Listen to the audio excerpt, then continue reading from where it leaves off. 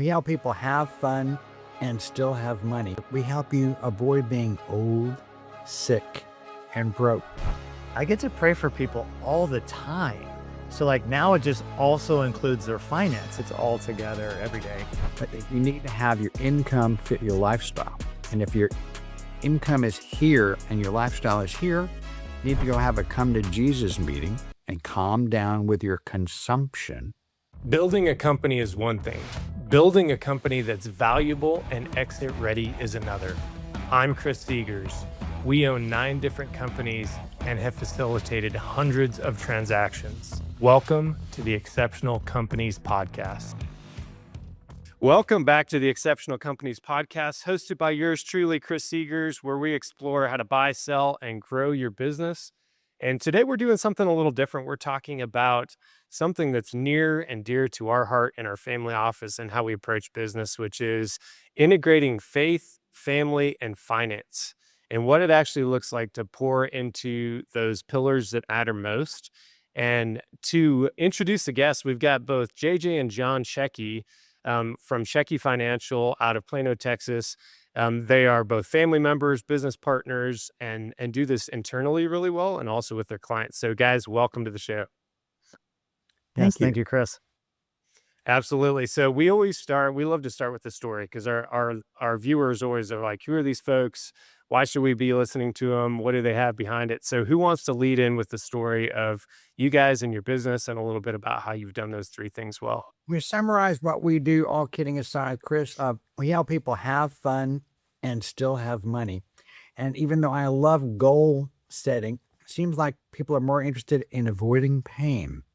So we also re-summarize that to say we help you avoid being old, sick, and broke. And JJ, why don't you outline how we do that? Yes, definitely. We're always trying to do the backstory to the question.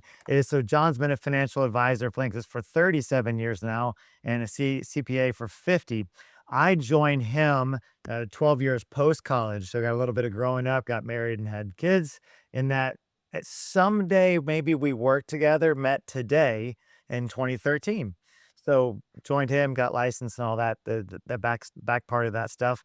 And then began serving our clients together, and very early on realized the impact that we got to make in our clients' lives. So it was a joy to realize that was what he had done that whole time. And then I was able to join him moving forward.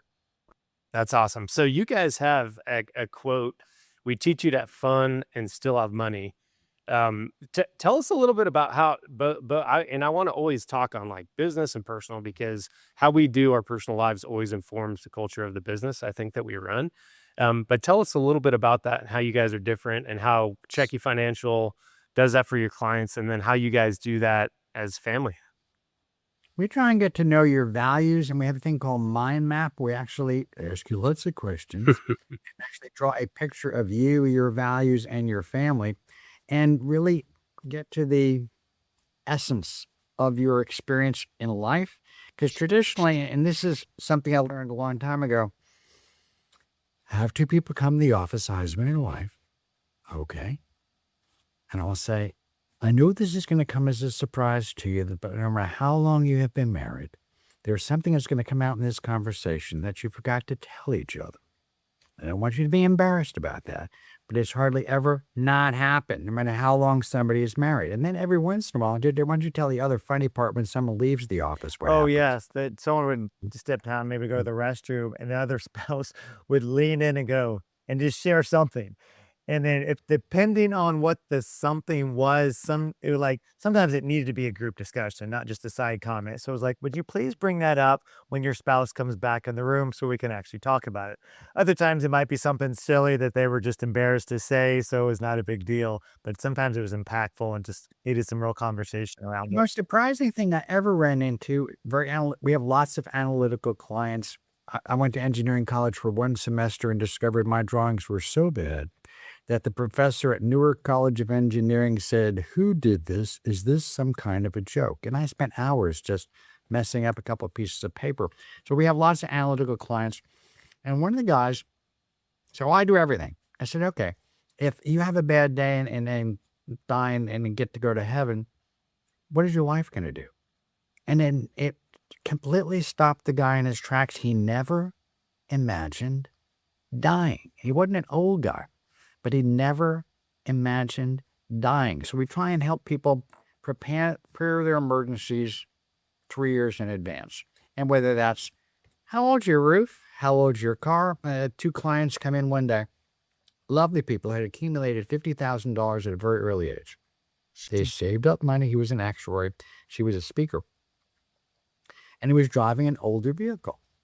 And I said, and they also wanted to invest all their money. And I said, you're going to be very disappointed today because you're not going to invest anything today. I don't know you that well. And I know there are a whole bunch of people who can say, oh yeah, why don't you write that check out too? Yeah. So I said, first thing we're going to do is reserve some money for your car. And he said, what do you mean? My car's just fine. I said, it's a 30-year-old car. There's nothing wrong with a 30-year-old car as long as you don't mind buying it a piece at a time, but eventually you're going to get tired of fixing it. And within a year, they had to buy another car. So again, this is not our first rodeo. So one of us has been doing it for a long time, and JJ, 13 years is not a short period of time. So why don't you tell one of your favorite client Yeah, stories? definitely. Well, back to the have fun and still have money. So not only but professionally, making sure our clients are working towards something, not just to retire and then try to figure out what might be next, but actually planning their hobbies and their experiences that they want to have going forward. But being a Gen X and a family and kids, the experience is huge for me on the personal side as well. So being very intentional when I'm working, and also making sure that I take time, whether that's even in the middle of the day at lunch, get to maybe have a conversation with one of my kids who are homeschooled, or at the end of the day, checking out of the office and saying, I'm now being fully present as a dad, as a husband, and to be able to enjoy the activities with them. So being intentional about that on personal side as well. I've been blessed with good health, and I've also done a lot of preparation to continue to have good health at only 78 and a half. And earlier this week, Susie and I were celebrating our 25th wedding anniversary in a place called Carmel by the Sea. And the great thing about Carmel by the Sea, it's a steep hill going down to the beach. And even just to get out of the little hotel was a steep hill just to get out from our room, going down the steps, and then walking up the hill to get to the sidewalk to go up another hill to get where you were going. So I tell clients, honest to God, as you get a little older, before you get older, I'm going to suggest you go travel sooner rather than later. Because eventually, sometime between now and 70-something years of age, you're going to sit down in your favorite chair, turn on your favorite television, pour your favorite cup of coffee, whatever it is you're drinking, and say, it is so comfortable here, I can't imagine why I would ever want to take another trip.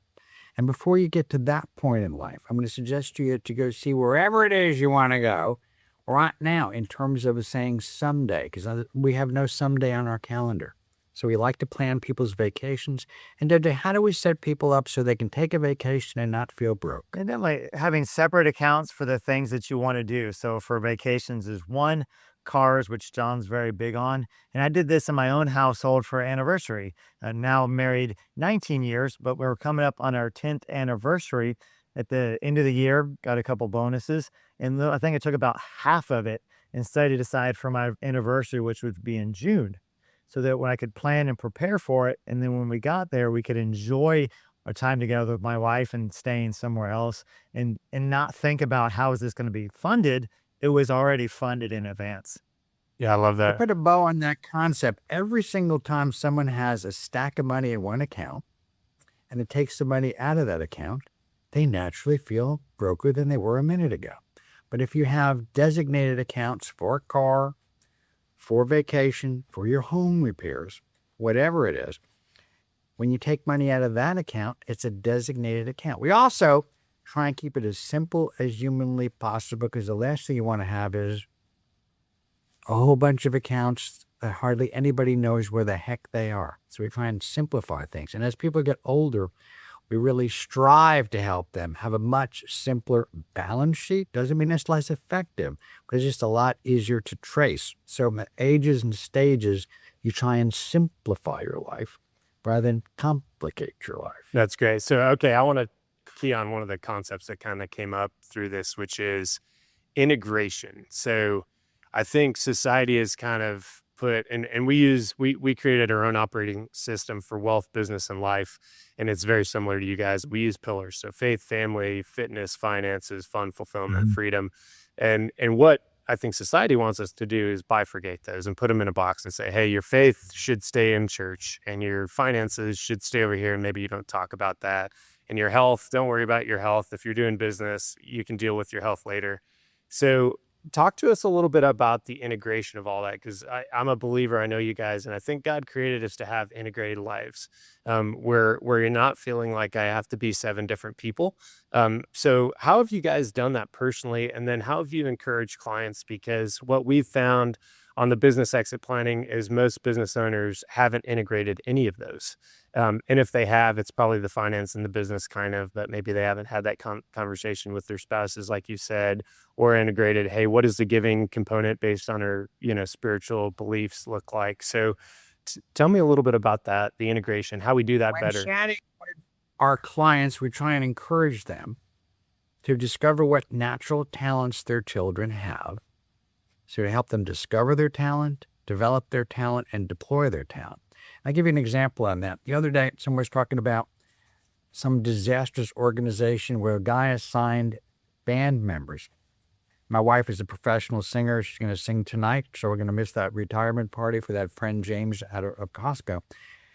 And a band leader who should never have been a band leader assigned people tasks that they would never do and they had never done in their entire life and wondered why that was a disaster at hello. So we try and tell people funny stories like that to say, oh, by the way, if you have a daughter who is very, very, very precise, like Elizabeth, who loves to bake, and to bake, you have to be very, very precise. If you have someone else like me that likes to take whatever's in the kitchen and mix it together, that's a cook. So you can ask Pop to cook something, but do not ask Pop to bake anything. So we try and help people discover who they are and develop who they are.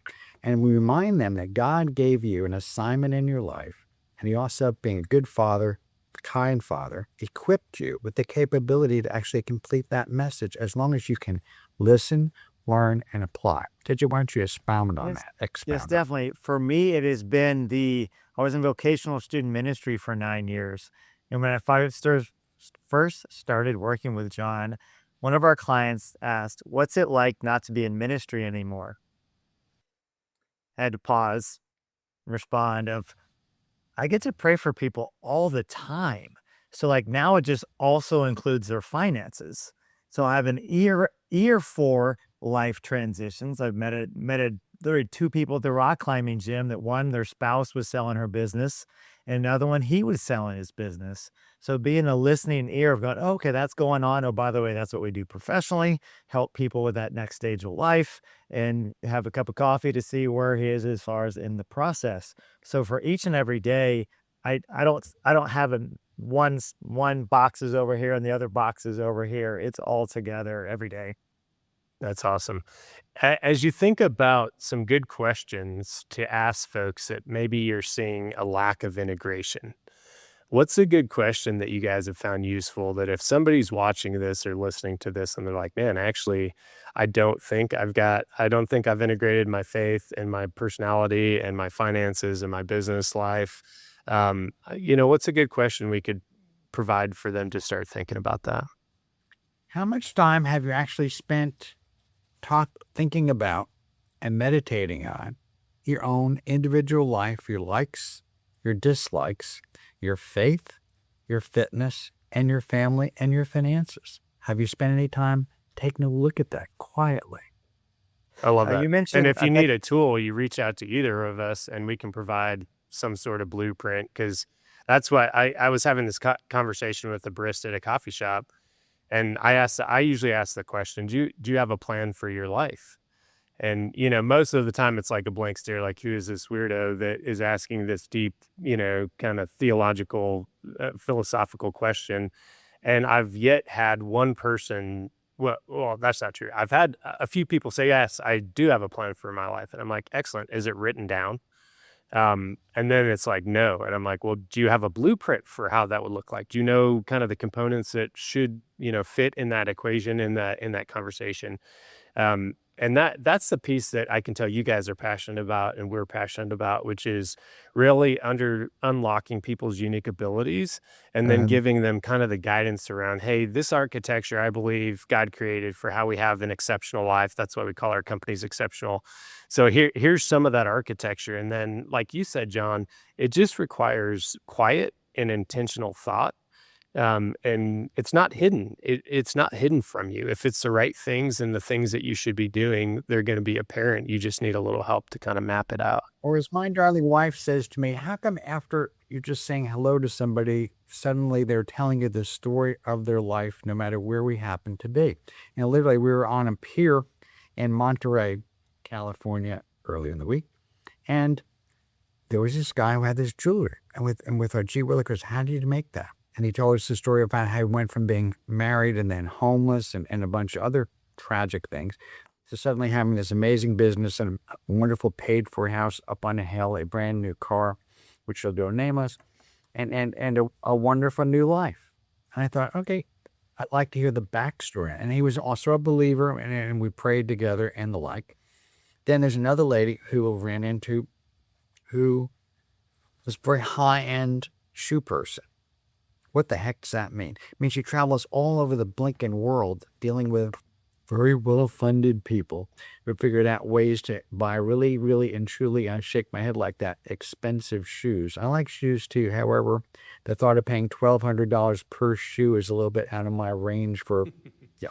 Anyway, so we had to talk to her some, and her favorite friend was traveling with her, who also develops real estate in, of all places, New Jersey. And I can't imagine how difficult it would be to be a land developer in New Jersey. And then further, I went to a store called Checki's in Carmel by the Sea, and they have ridiculously expensive clothing. And I thought, like, I'm going to buy something here. But I looked at this and that, and a nice young man started showing me swaths of things, how you can get a jacket made and all this other stuff. And I thought, and you're going to have both have one custom-made suit each just for comic relief, just to see what that would be like. But years ago, my darling wife said to me, you need to buy that sport jacket. It was a purple sport jacket. I went to Texas Christian University, no kidding, and the colors are purple and white. So I bought the jacket just to not have a discussion, and I've gotten more compliments on that purple jacket than any other jacket I've ever bought in my entire life. So I liked it so much, I bought another one. And one of them is starting to wear out. So in that store, unbelievably, I saw a really beautiful purple jacket on a mannequin. And lucky for me, it was the right size, so they're tailoring it for me.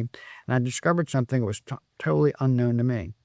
If you buy something in California but have it shipped to your house, you don't pay sales tax.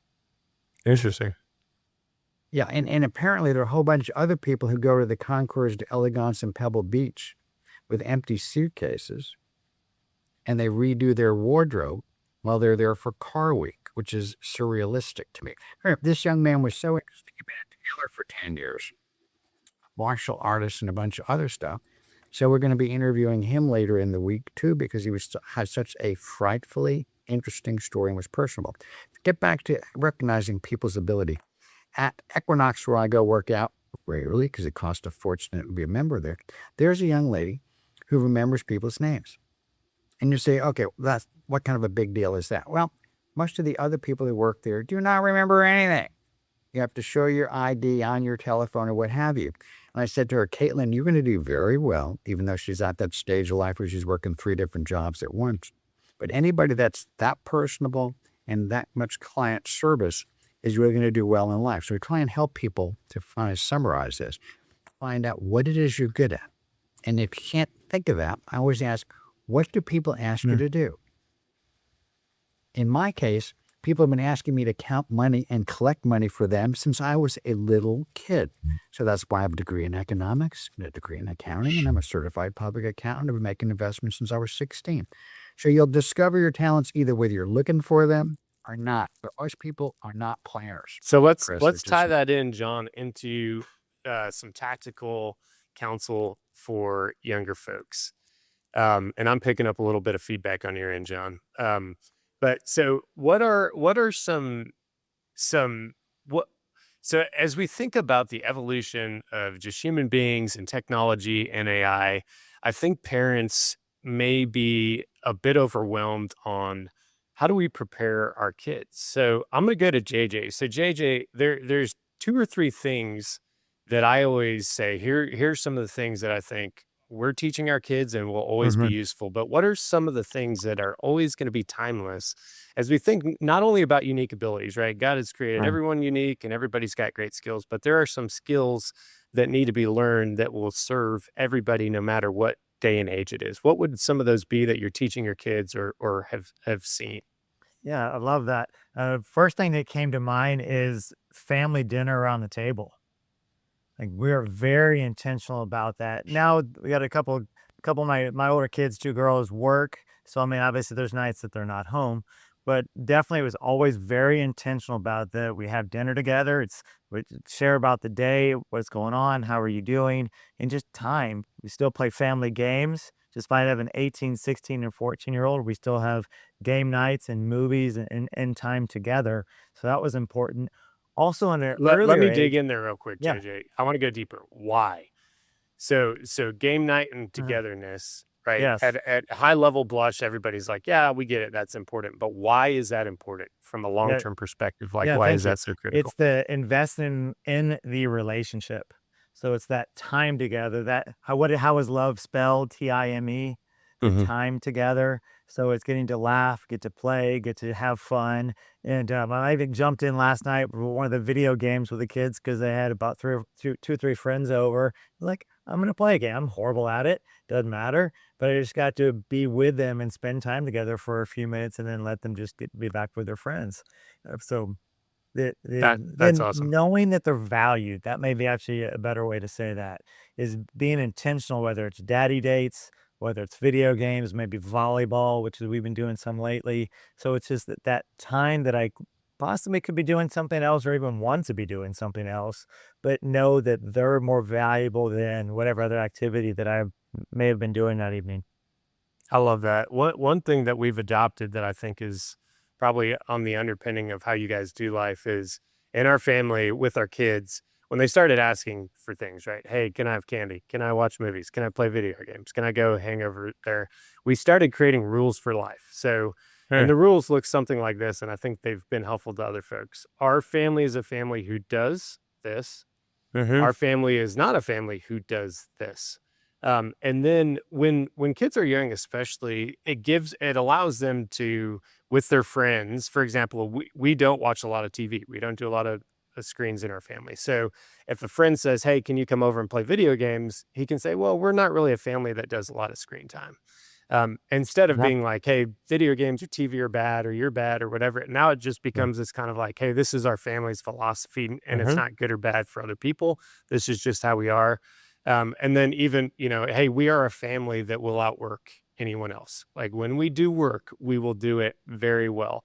So, John, what are some of the kind of rules for life or family rules that you created that Jay is the beneficiary and grandkids, et cetera, are the beneficiary of? What we've always done is have a house that people enjoyed coming to visit. In other words, always had food, hosted little poker games or whatever kind of games kids were playing like that. That way you got to interview everybody's friends, let them know where the snakes were in the basket in terms of when that kid gets a car, absolutely positively don't go with that kid's car because he is a mess looking to Mhm. happen. And have a swimming pool in your backyard. And unlike my dad, we actually built a swimming pool in our backyard in New Jersey, and my father was afraid of getting sued. So the only people who ever swam in our pool were us. No friends ever came over. Well, I'm on my sixth swimming pool, have a nice day in the backyard, and I've always had lots of people coming over. And here's the upshot of that. One of J Day's friends, a young lady in high school, sadly had brain cancer. But she came over and she would watch whatever with kids. And when she died, I happened to have two viewings in one night. Thank God it was in the same funeral home. One was an older client and one was this young lady. And the mom said, I wanted to thank you because you taught my daughter that it was cool to visit parents and it was okay to have your friends over to their household. And it was something I hadn't even thought about that we were consciously doing. I just thought it was fun to have a place where you could play cards with kids till 2 o'clock in the morning or whatever to let them know. But I did draw the line when JJ one day called and wanted to have 10 sweaty boys that had just played hockey to jump in our pool. And I said, there's no way on God's green earth I'm having 10 sweaty hockey players come over and jump in our pool. And my wife, Susie, was so relieved because she was afraid that I was going to say, what a great idea. I can't wait to stink up my garage with all that hockey. Well, that's where mom stepped in. If she was also welcoming the house, but in a different way. So she was like, yeah, of course. I don't know where they'll sleep, but okay. So we had couches, floor, bed, floor of the bedroom. I mean, they were all over the place. It was entertaining. When we redid the floors of our antique farmhouse that JJ grew up in and kids grew up in, and I combined my 3 kids with someone else's 2 kids, so we had 5 kids and their friends and dogs and what have you, which was, there's a special place in heaven or the insane asylum for people who have helped other people's children raise, and still talking to one of them who's 51 years of age. So what do you do? And we redid our house, and we went over to what we call Camp Lamp. We really camped out of my mother-in-law's house, and we just slept on the floor with a bunch of the other family because everybody was having something done to their home. And it was great fun and great community, particularly because of the discomfort. And then I'm going to underscore this. When JJ was young, we used to take kids camping, and we'd have a van with bicycles on top and a camper behind it, and 2 dogs and scuba diving equipment, and the rest of it was total chaos. But you got to feed the bugs. You got to find out who was good at putting together camping equipment. JJ, turns out, is very handy. His brothers and sisters, anytime they helped put up tents, it took longer. So I would just ask them to go find the lake and feed the bugs. So again, in my case, I like to recognize what people can do and what they, honest to God, really should not bother doing, because you're not going to get there from here. I love it. Okay, so let's tie in money and family. What do you think? Let's talk about the connection between the right financial structure and financial peace, and kind of what that allows you as far as a presence with your family, and maybe take some of the stress. Let's talk a little bit about that, because with our clients, on all sides, usually I'm like, hey, if you're broke, it's hard to enjoy your life. It's hard to help other people, et cetera. Like, we've got to start with that structure. But JJ, why don't you tell us a little bit about kind of how when you sit down with clients and maybe they're not in the right position and they come in this kind of stuck, tense position, what does that look like for you guys? No, definitely. If someone's saying that last spot that you described is kind of like first stop, digging the hole.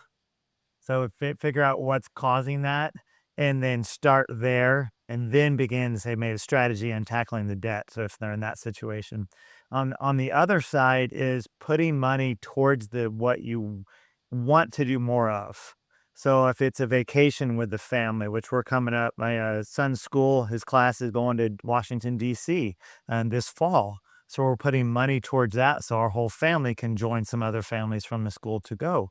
So it's being intentional about it. Or if it's cars, which John particularly loves, or just other activities that people want to spend time doing, is begin peeling off intentionally month by month or however, but that's what we recommend, into a different fund that you're building that up.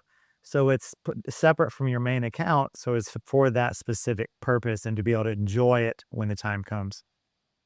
I've only had about 3 different families over my 30-something years of helping people get out of a hole. And the first thing I do is cut back on your expenses. So instead of living in a really cool house, maybe you need to get rid of that really cool house and go live in a much smaller place that costs less to actually operate. Also, when you walk in someone's office and they have a Starbucks, whatever they call those, donut or cupcakes or whatever they're calling muffins, and a really expensive macchiato or whatever they call those drinks, they have about $10 worth of breakfast on their desk. And I say, do you have any idea how many working days there are in a month? Most people go, gee, I don't know. And I'll say it's 22 and a half. At any rate, I think it's 22 and a third, but who's doing the math that closely? At any rate, so if you math that out, you're spending hundreds, if not thousands of dollars a year on your breakfast. What you could do is go talk to somebody like JJ and discover how to actually the miracle of baking and bake your own stuff and make your own coffee and save several $1,000s a year. There used to be a financial guy in town. He really had a degree in music, no kidding. And he had something called the margarita budget. He said, if you just drink one less margarita a day, you can actually accumulate a small fortune. So we summarize all that saying the secret of all financial success is spend less money than you make. And if you make a lot of money, okay, still spend less money than you make. When you get to be an older person, you have to teach yourself a new skill, and that's to break down and actually spend some of the money. I'll tell a bad story on myself. I was talking to one of my clients who has a tremendous amount of money. Lovely fella. He's been a client for about 20 years. And I said, I'm going to have to give you a speech, and I'm actually giving it to both of us. So every year I take out my required minimum distribution, and all I ever do to it is I put it from my SCP IRA into my brokerage account, and it continues to grow. So every year, despite being 78 and a half, I have more money than I had last year. And I said, I'm going to have a long talk with myself and say, would you please start spending some of this money, something you've been telling your clients forever. And I think it's time for you to break down and go do that. So I did some research on vehicles, and I always wanted a Land Rover, which is a really cool foo-foo, but you'll get to really meet a mechanic because it's not dependable. Breaks down So all the could not time. read I think it's one of the number one breakdownable vehicles out there. It really is. Yeah, and I've already But owned they are 3 cool. Jaguars. I've already owned 3 Jaguar sedans, which I bought back a piece at a time, and one of them with a wonderful car, which I sold after a while. And yes, got to rebuild them, have someone else rebuild them for me. But couldn't find anything that was pleasant about a Land Rover. And I said, do you want more drama in your life? Or would you like to actually have something that starts out? So unbelievably, Porsche makes a Macan and a Cayenne, which are very dependable. Mhm. I mean, who would have guessed that Porsche could actually, sorry about Porsche people, I never imagined them being, okay, but they are. And after 6 months of doing research and trying to find a deal and looking for a unicorn, one just dropped out of the sky that had been in the dealership way too long. And the young man that was selling the car at the dealership was kind enough to tell me it had been there 108 days. I said, how long do y'all normally keep a car in the lot? He said, usually about 90 days. I said, okay. So you've reached the point where you can make a really good deal on this car before it goes to wholesale. He said, yes, you come at the perfect time. So even though I wasn't looking for one of those, I ended up buying for one of those. And we came to an agreement on a price where it worked just fine. That's the good news. The other news is, when I was a little kid, my cousin Angela, who was a big wig in RCA back when it was a very profitable company, said, Johnny, you're going to need to study hard in school.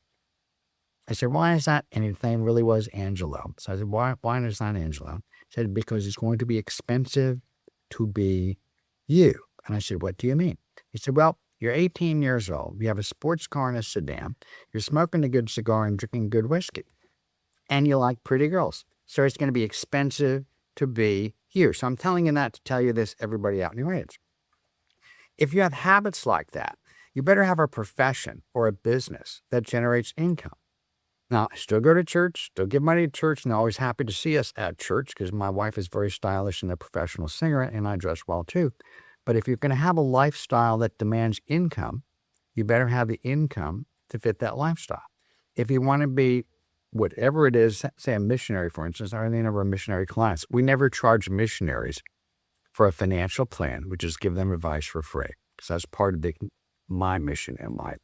But if you need to have your income fit your lifestyle, and if your income is here and your lifestyle is here, you need to go have a come to Jesus meeting and calm down with your consumption, because it's a lot more fun to actually get to know your family, love your spouse, and be there for them than always be worrying about money. Let's dig into that though, because that's really important. So with our business clients, there is this disparity, and I'll give an example. So we do a lot of work in the healthcare space. We help sell medical practices and therapy practices and chiropractic clinics. And I was consulting with a client who is a younger chiropractor just to map him out. Here's the enterprise value map of how you grow a very valuable medical practice. and I can show you the math, and then you should go do the math, and you should build something that's worth a lot as opposed to just doing something that's not worth anything when you want to sell. And the reality is chiropractic clinics are lower value. And so I started digging into, I said, hey, talk to me about the rationale behind becoming a chiropractor instead of a doctor or something else. And he's like, well, I got a passion for it, and this is what I love doing. And I'm like, okay, well, what's kind of the average pay for somebody in your space? And he's like, and this could be wrong, but this is what he told me. He's like, it's around $75,000 a year. And I'm like, really? I'm like, so you spent X amount of years going to, a form of medical school to get that outcome. I'm like, did you look at the math before you did that? And he's like, I did, but I love it. And I'm like, same thing as like you said, John. I said, well, you also love really nice things. And I said, so if you stay in this kind of, salary W-2 role, you will never get these things you want. So you have to either figure out how to get more skills and scale a business and be able to leverage people and time and other things and assets, or you've got to figure out another market where you could take your skills and make it. But I think what we've coached, and this is what I'm teaching my kids, I'm like, look, the world does not care about you. The marketplace does not care about you. The marketplace is what it is. Some things are highly rewarded, some things are not. And that is just the reality of it. That's just the math of it. Now, if your passion is, hey, I want to do this, and I'm willing, like you said, John, I don't need much. My sister lives on like 30,000 a year. I'm like, how do you do that? So for her, she can kind of work any job, right, that she loves doing and be fine. And she's investing and she's really frugal. But if you have the expectation of, I want to live a $200,000 a year life, and I'm getting skills that are going to only ever pay me 80,000 a year, you're going to be in this really bad position for your entire life.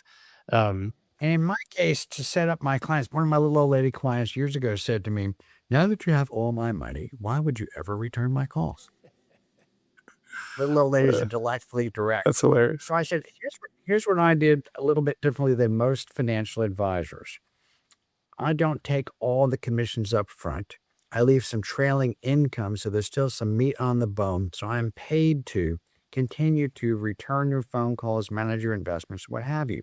I love that, having recurring income, because that way I can actually, one, be there for my clients, be there for my family, volunteer at church, be members of various groups, one of which is called Romeos, which is Retired Old Men Eating Out, which is a bunch of older guys that go to Chick-fil-A once a week to talk about whatever's going on in their lives and have some Bible doctor. So the point of all that is having steady income, whether it's real estate income or trailing income or investment income, is a very great stress reliever. And further, there was a period of time when people started buying other people's life insurance policies, thinking that, oh, well, you got one foot in the grave and the other one's slipping, so we'll just pay you a little bit. And they didn't realize that steady income increased longevity.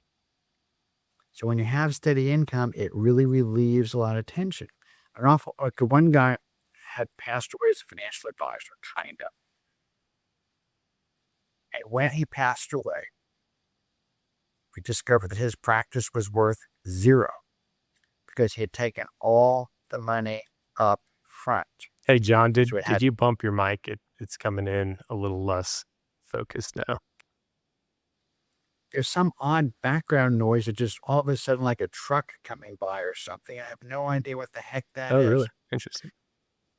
So I'm going to go ahead and mute me, and JJ, why don't you continue? Yeah, I thought of something that we got to teach our kids. So to go on the personal side, since we're doing both business and personal, is from a young age, we wanted our kids to earn income. Because we didn't want to just give them money and just be, oh, thanks for my allowance and move on down the road. Hey, I need more now because I want to go do more stuff. But to be able to, my wife and I put together a list of chores. This is chores because you live here. Laundry, dishes, basic stuff. And then there's the step above that you'll get paid for as you do it. And it was age appropriate. So at the time, I think maybe the oldest was 5 or 6. So it was very, very small tasks. But it's grown over time. But the really amazing thing is the grasp of what things are worth. So it would be at the store and they'd pick up a container and go, and they'd yell it out in the store. It's spectacular. They'd pick it up and go, $50? What? And like, I mean, everyone heard it. Don't And let them pick up any Yeti gear. That'll be the yeah, thing that you're like, are you serious? A dog bowl for $120? How is this yes. possible? And then they started Well, here's a really grasping. great thing Hang about on. They started grasping the, are you buying this or am I buying this? And depending on what it was in the day, sometimes we'd be like, yeah, we'll cover it and whatever. And other days we're like, we have food at home. We have dessert at home. No, we don't need to go out this time for an ice cream. And they're like, I'll pay for it. So we got to teach them from a young age the financial responsibility that now continues on. My oldest bought her first car. Her first car was the one she purchased for herself. So it's just she built up to that to be able to do it.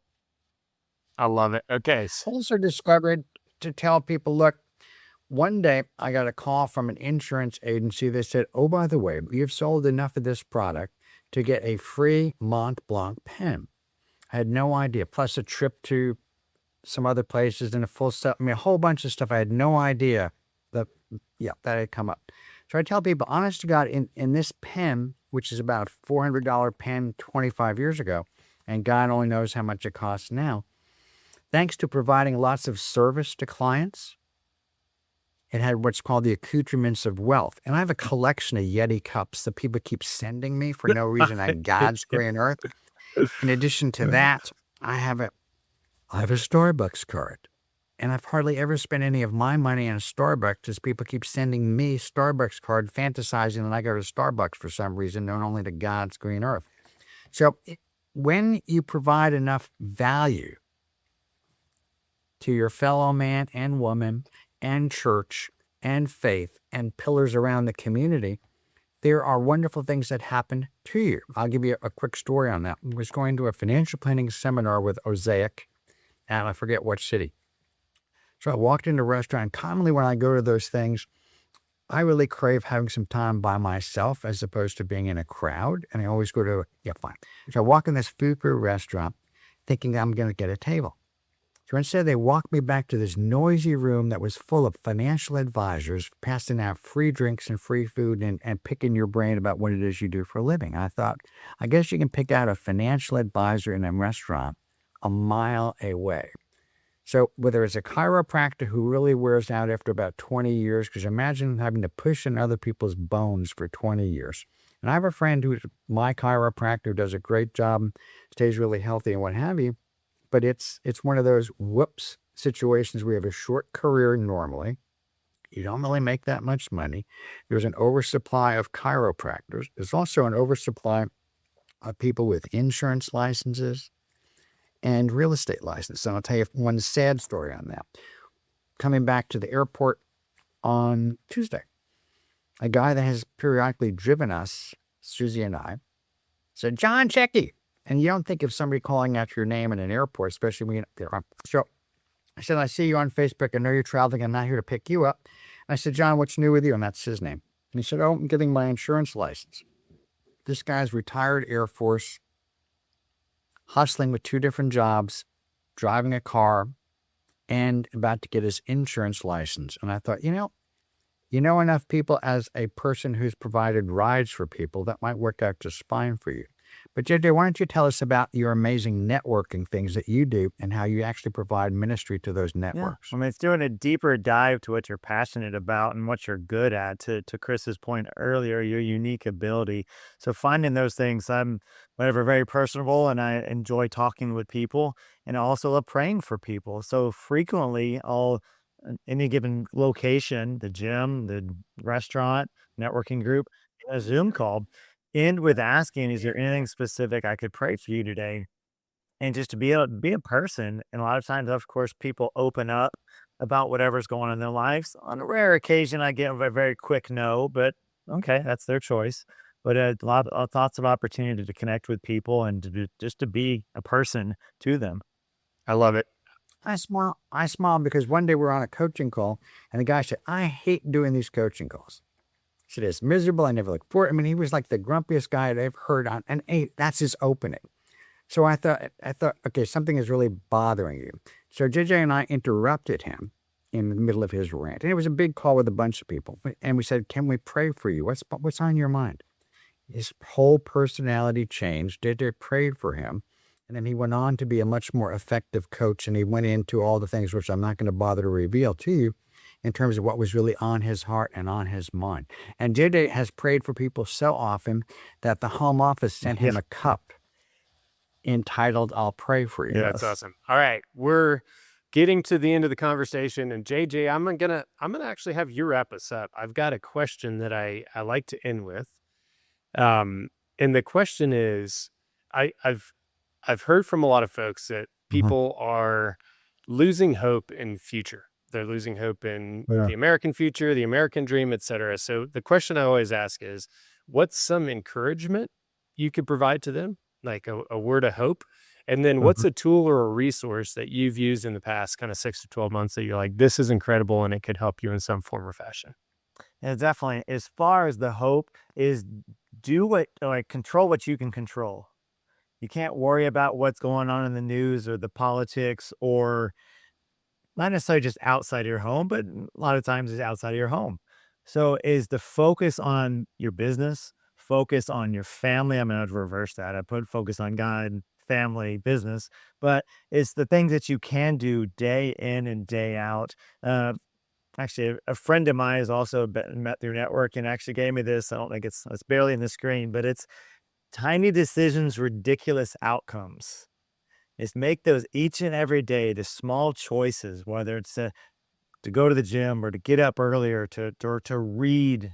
It's not something to continue to develop your own skill set and education to be able to provide greater value. To your point earlier, is the value that you provide is what people are going to pay you for. So as you continue to increase the value to others, the marketplace then responds to that because of what you provide. So being intentional with your time, your energy, and your effort, because those are the things you could do. You can't worry about, we're in Texas, it's supposed to get like 108 today. I can't do anything about that. But I can still get in my car later today, go to the gym, or in this case, go to a celebration, a retirement celebration, and just not worry about it because I can't do anything about that anyway. As far as a resource, I think I'd really go back to what I just said was time. Be intentional with your time. When you're working, be present. When you're time with your family, be there. And also work in that personal and professional development, whether that's reading. I just finished a book recently, Enduring Wealth, that was really interesting, by Raymond Harris, just about how building businesses, giving back and being intentional about it was very interesting, and just a slightly different mindset than just make a lot, give to your church. It was, how do you also sustain the things that you support, not you sustain, but how do they sustain themselves in the work that they do and the mission that they're on? So it was a very interesting read and application as well. That's wonderful. John, JJ, thank you guys so much for coming on the show, for sharing your wisdom.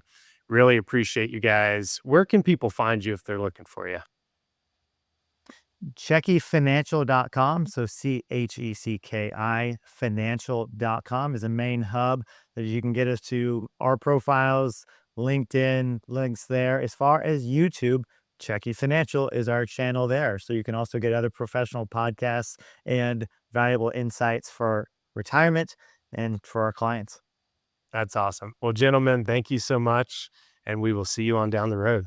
Your exit journey shouldn't begin the day you're ready to sell. If you're thinking about selling now or even in a few years, book a conversation with our team. We'll sit down and talk through your goals, your timing, and your options so you can build the right exit plan for you, your business, and your family. Use the link in the description to schedule your conversation.